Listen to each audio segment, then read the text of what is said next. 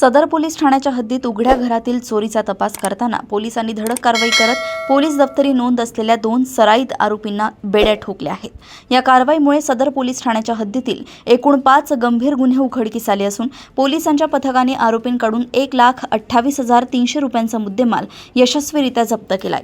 अटक करण्यात आलेल्या आरोपींमध्ये मुख्य आरोपी इरफान शेख याच्यावर यापूर्वीच विविध पोलीस ठाण्यांमध्ये 16 गंभीर गुन्हे दाखल आहेत, तर त्याचा साथीदार सोहेल शेख याच्यावर 6 गुन्ह्यांची नोंद आहे।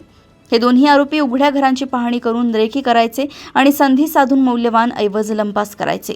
सदर पोलिसांनी गुप्त बातमीदाराकडून मिळालेल्या माहितीच्या आधारे आणि तांत्रिक तपासाच्या आधारे सापळा रचून या दोन्ही आरोपींना ताब्यात घेतलंय।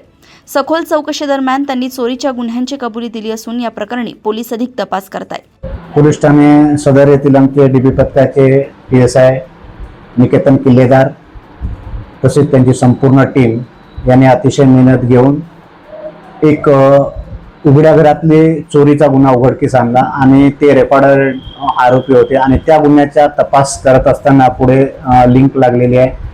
त्या आरोपीकडून एक मंदिर चोरीचा गुन्हा अंबाझरीच्या हद्दीतील आणि इतर 3 बाईक चोरीचे गुन्हे सुद्धा आम्ही उघडकीस आणलेले आहे। असे एकूण आरोपीकडून जवळपास 5 गुन्हे उघडकीस आणलेले आहे आणि टोटल मुद्देमाल 1,28,300 रुपयाचा मुद्देमाल आम्ही हस्तगत केलेला आहे।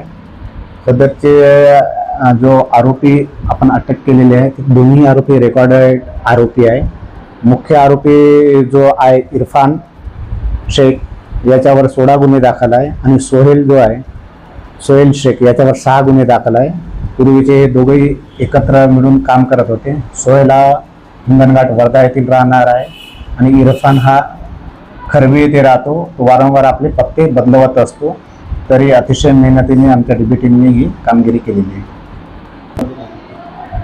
चोरी करून जो पैसा मिळतात त्याच्यात मौज मजा करणे, कुठलेही कामधंदे करत नाही आणि मिळालेल्या पैशामधून आपला उदरनिर्वाह करणे हाच त्यांचा आतापर्यंतचा मोठो समोर आलेला आहे चोरी करण्यात।